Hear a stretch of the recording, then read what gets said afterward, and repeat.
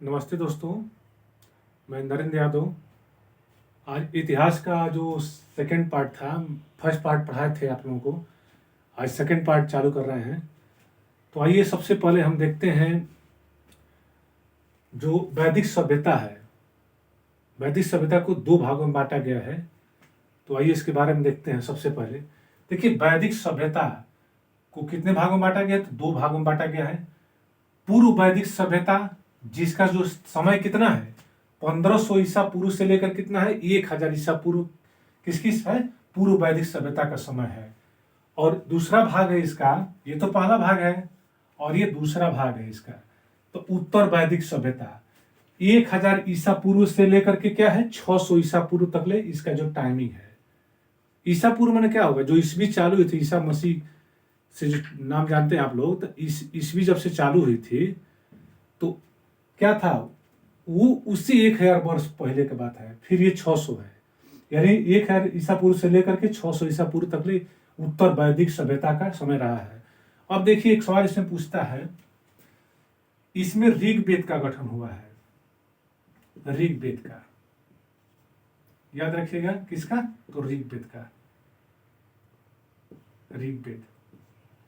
और इसमें यजुर्वेद, यजुर्वेद, अथर्ववेद, यजुर्वेद और सामवेद, सामवेद, अथर्ववेद, इसको याद रखिए। तो आपसे पूछ सकता है कि ऋग्वेद का उत्पत्ति कब हुआ है, तो क्या मारा गया, पूर्व वैदिक सभ्यता में हुआ है ऋग्वेद का, ठीक। और जो यजुर्वेद, सामवेद, अथर्ववेद, इसका समय क्या है, ये उत्तर वैदिक सभ्यता में है। याद कर लीजिएगा इस क्वेश्चन को। आगे देखिए, वैदिक सभ्यता का निर्माण किसने किया था, ये सवाल पूछता है। तो वैदिक सभ्यता का निर्माण आर्यों ने किया है, इसको याद रखिएगा, आर्यों ने, ठीक। और कौन आर्य थे वो लोग जो इसका निर्माण किए थे, तो श्रेष्ठ और कुलीन थे, जो पढ़े लिखे थे, जो संपन्न थे, वही लोग क्या किए थे, इस वैदिक सभ्यता का निर्माण किए थे। आगे देखिए, वैदिक सभ्यता एक ग्रामीण सभ्यता थी। देखिए, सवाल पूछ सकता है कि वैदिक सभ्यता किस किस प्रकार की सभ्यता थी, शहरी थी कि ग्रामीण थी, तो क्या मारेंगे आप लोग, ग्रामीण मारेंगे, ठीक। शहरी नहीं थी, वैदिक सभ्यता एक ग्रामीण सभ्यता थी, जो पशुपालन करके जीवन व्यतीत करते थे। पशुपालन, कृषि उषि, यही सब काम करके क्या करते थे, अपना जीवन, कृषि भी नहीं करते थे वो, चरगाह करते थे, चरवाही करते थे, केवल चरगाह की तलाश में भारत में आए थे, ये भी ध्यान रखना है। तो ये केवल पशुपालन करके ही जीवन व्यतीत करते थे, कृषि नहीं करते थे लोग। आइए देखते हैं, आर्य कहाँ के निवासी थे। तो आर्य देखिए, मध्य एशिया के निवासी थे। किसने कहा है, मैक्स मूलर ने कहा है, जर्मनी के रहने वाले थे, मैक्स मूलर हैं, ठीक। उन्होंने बताया है कि आर्य जो थे मध्य एशिया के रहने वाले थे, चाहे निवासी थे, इसको याद रखिएगा। फिर आगे देखिए, बोगज कोई और कसी अभिलेख के अनुसार आर्य कहाँ के निवासी थे, तो ईरान के थे, और एशिया माइनर का जो क्षेत्र है, ईरान से लेकर के जो इराक है, ईरान है, वो किस में आता है, एशिया माइनर कहलाता है, ठीक। तो उस क्षेत्र के थे ये बोगज कोई और कसी अभिलेख के अनुसार। देखिए, कुछ अगर दिखाई नहीं दे रहा तो आगे देख लीजिए, इसको बता दे रहा हूं, ऊपर देख लीजिए।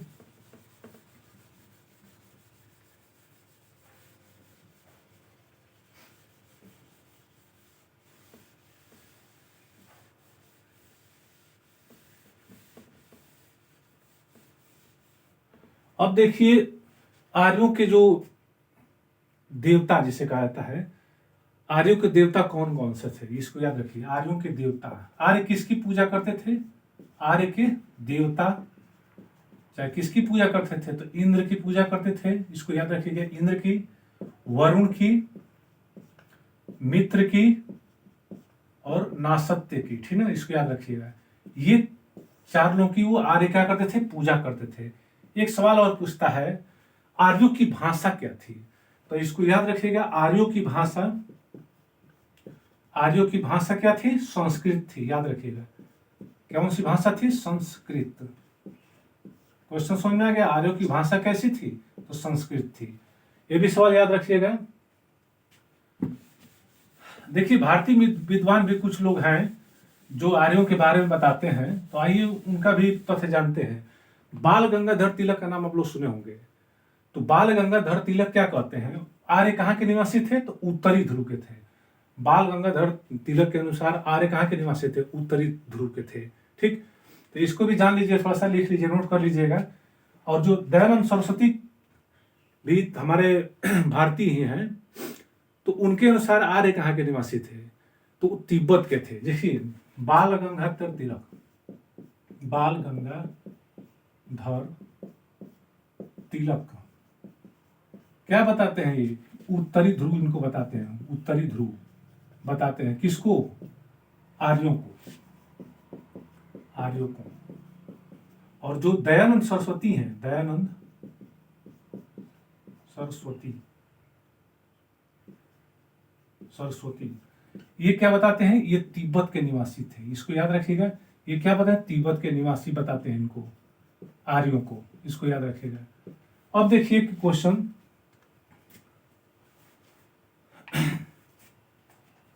अब आर्यों को कितने, जैसे आर्य समाज को कितने भागों में बांटा गया था, इसको भी जान लीजिए।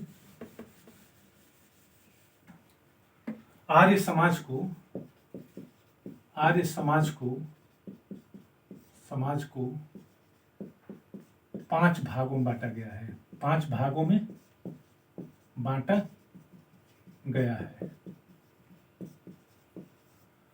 देखिए 5 भाग क्या थे, उसको याद रखिएगा। एक राष्ट्र था, तो इसका प्रतिनिधित्व कौन करता था, राजा करता था, इसको याद रखिएगा। ठीक, दूसरा का था जन था, तो इसका नेतृत्व कौन करता था, जनपति करता था, इसको याद रखिए, जनपति। एक तीसरा का है विश्व, तो इसको भी याद रखिएगा, विश्व, तो इसका कौन करता था, विश्वपति नेतृत्व करता था, विश्वपति। ये उस समय समाज को, आर्य समाज को बांटा गया था, इसको याद रखिएगा। एक ग्राम था, तो ग्राम को तो निवासी होता था, ये गांव किसके लिए बनाया गया था, तो निवास के लिए, निवासी के लिए। ठीक, और एक लास्ट था कुली, कुल, कुल था, तो कौन था उसका पालन, तो कुलुप करते थे, कुलुप, इसको याद रखिएगा, कुलुप।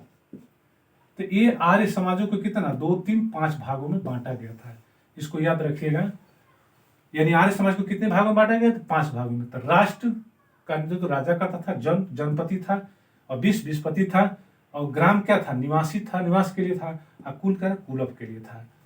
बस आज इतना ही आर्यों के बारे में। आर्यों की भाषा आप लोग जानते हैं, संस्कृत है। अच्छा, एक और सवाल पूछता है, आर्यों का पेय पदार्थ क्या था, इस सवाल पूछता है, आर्यों का पेय पदार्थ क्या था, कमेंट में करके आप लोग बताएंगे। ठीक, इसको याद रखिएगा। देखिए आर्यों का मैं बता दे रहा हूं, सोम रस था, आर्यों का पेय पदार्थ क्या था, सोम रस था, इसको याद रखिएगा। ठीक, क्वेश्चन समझ में अगर ये बहुत बार पूछा, आर्यों का पेय पदार्थ क्या था, तो सोम रस था। बात समझना कि नहीं, बस आज इतना ही, नमस्ते।